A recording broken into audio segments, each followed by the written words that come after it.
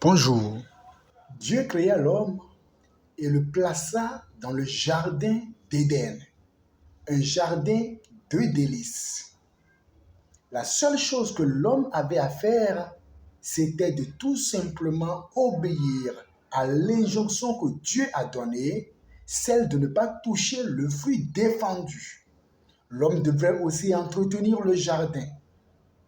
Mais, séduit par le serpent, le diable, l'homme mangea le fruit défendu.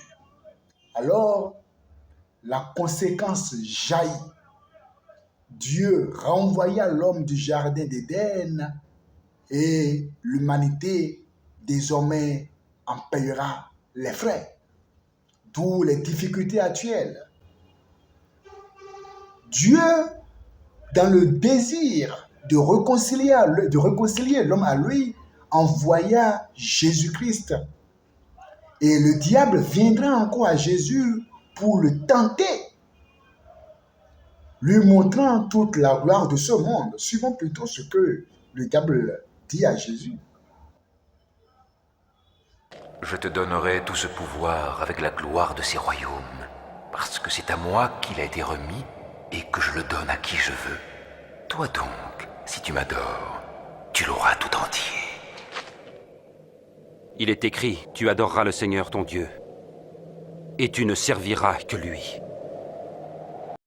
Tu adoreras l'Éternel ton Dieu et tu le serviras lui seul. C'est là la réponse de Jésus-Christ au diable. Eh bien, mes frères et sœurs, comprenez que le diable de tous les temps a toujours voulu être adoré. Et adorer le diable ne consiste pas forcément à le voir physiquement et à se prosterner devant lui, non. Mais c'est tout simplement le fait d'accepter ses avances, le fait de succomber au péché.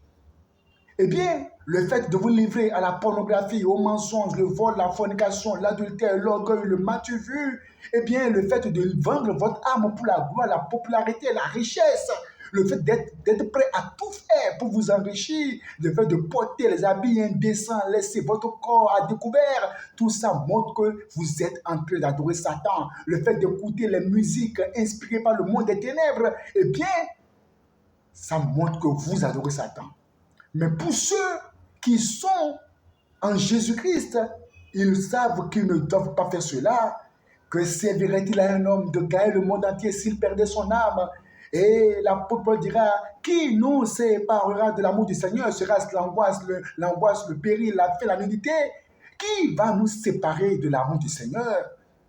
Dans toutes ces choses, nous sommes plus que vainqueurs par celui qui nous a aimés.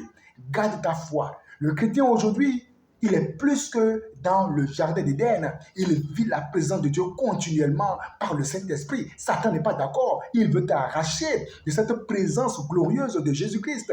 Ne succombe pas. Tu dois tenir ferme jusqu'à rentrer au ciel parce que la vie éternelle est plus importante que les gloires de ce monde. Tiens ferme et que le Seigneur te bénisse.